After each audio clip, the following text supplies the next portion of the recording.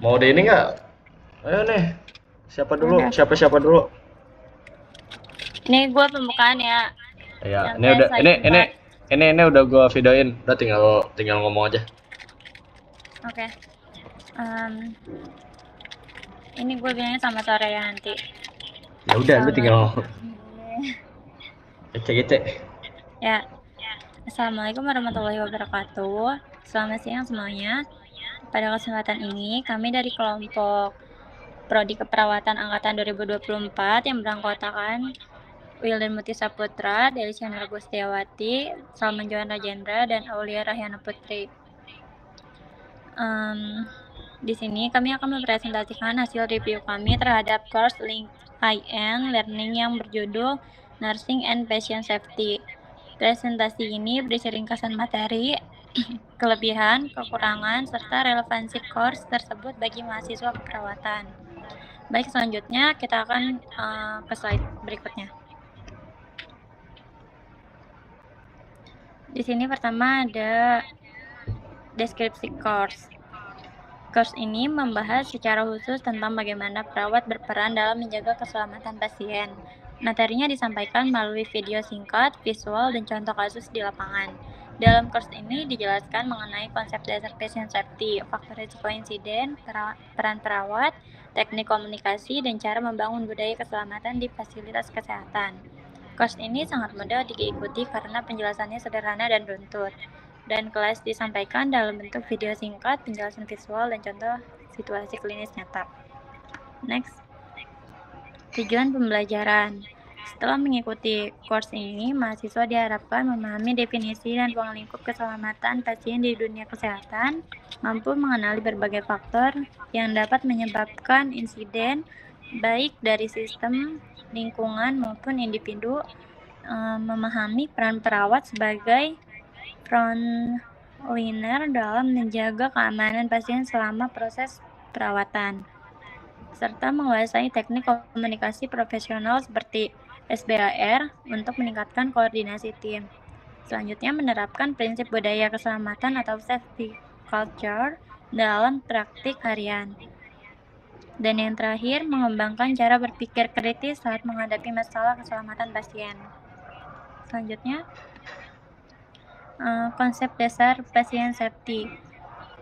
Di materi pertama, course menjelaskan konsep dasar patient safety. Keselamatan pasien adalah upaya untuk mencegah cedera atau insiden akibat pelayanan kesehatan.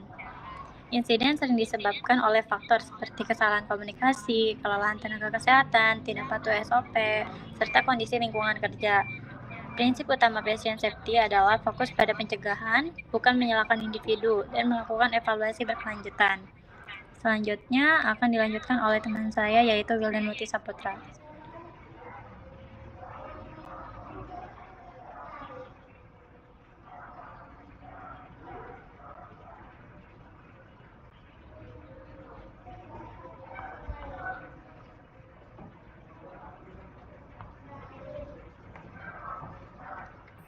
Oke, selanjutnya dengan saya. Peran perawat dalam pasien safety. Materi selanjutnya membahas peran perawat. Perawat berperan besar karena paling sering berinteraksi dengan pasien. Tugas utamanya mencakup melakukan monitoring, mengenali perubahan kondisi pasien, mendokumentasikan dengan akurat, berkomunikasi tepat waktu, serta memberikan edukasi kepada pasien. Perawat disebut sebagai garda terdepan dalam keselamatan pasien karena berada 24 jam bersama pasien. Selanjutnya, komunikasi efektif atau SBR. Komunikasi merupakan komponen paling penting dalam mencegah kesalahan medis. Dalam course ini, ditekankan pengguna metode SBR, yaitu Situation, Background, Assessment, dan Recommendation. Selain itu, dibahas juga komunikasi antar profesi dan teknik closed-loop communication.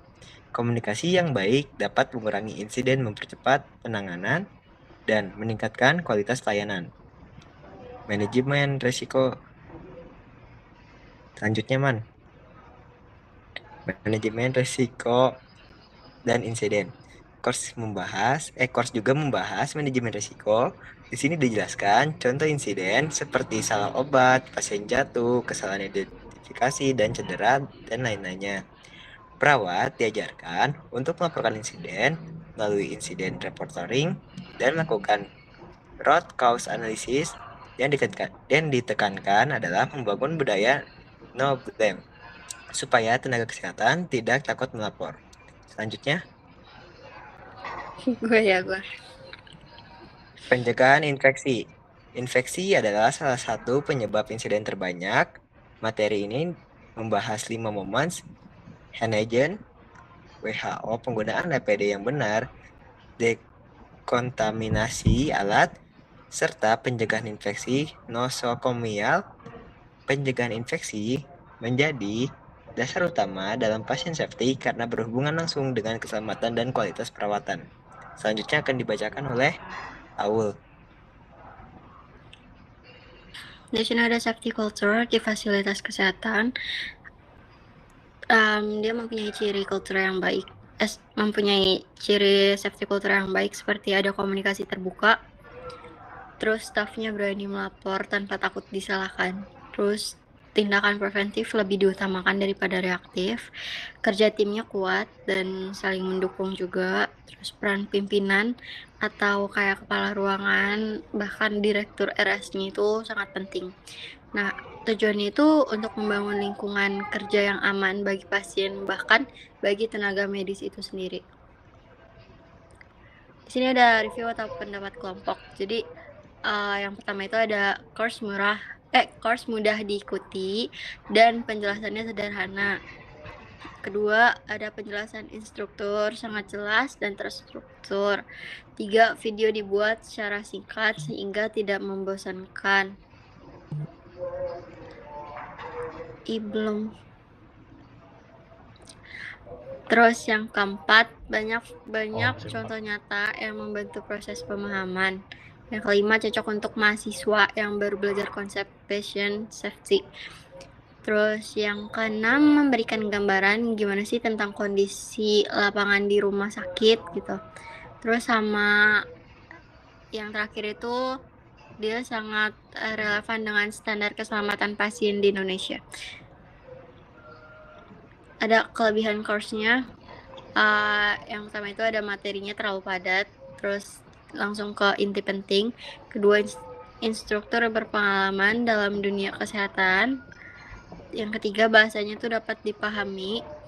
Yang keempat, terdapat panduan praktik yang dapat diterapkan di klinik bagi kita. Terus yang kelima, memberikan dasar yang kuat sebelum praktik lapangan. Dan yang terakhir itu cocok untuk pembelajaran kelompok.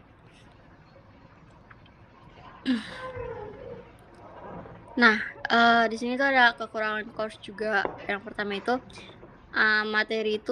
beberapa materi itu terasa umum, bahkan belum terlalu detail.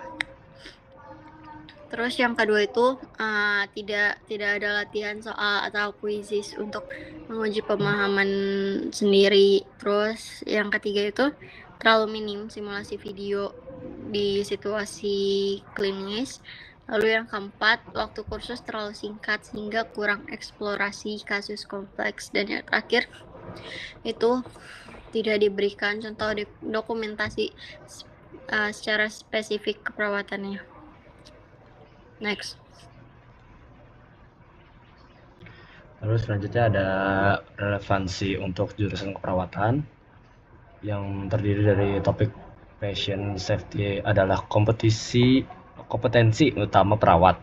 Lalu yang kedua ada sangat berkaitan dengan standar SKP 1-6 di perawatan rumah sakit, berguna saat OSCE, praktik klinik dan PKK.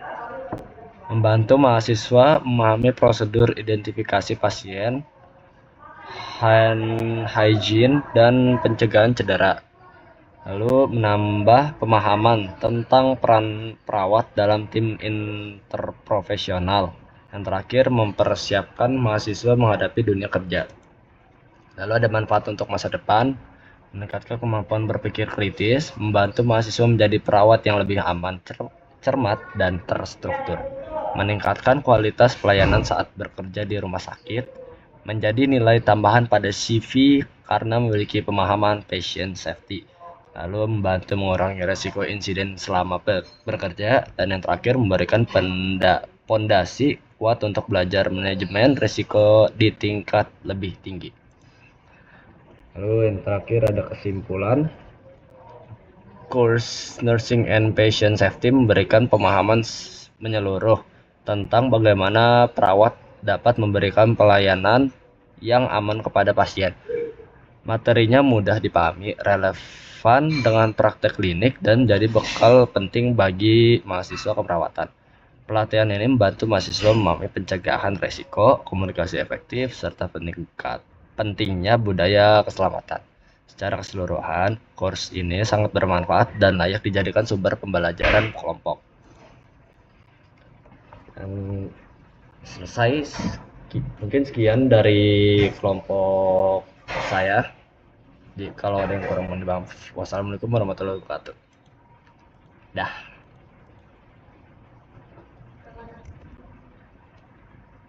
Terima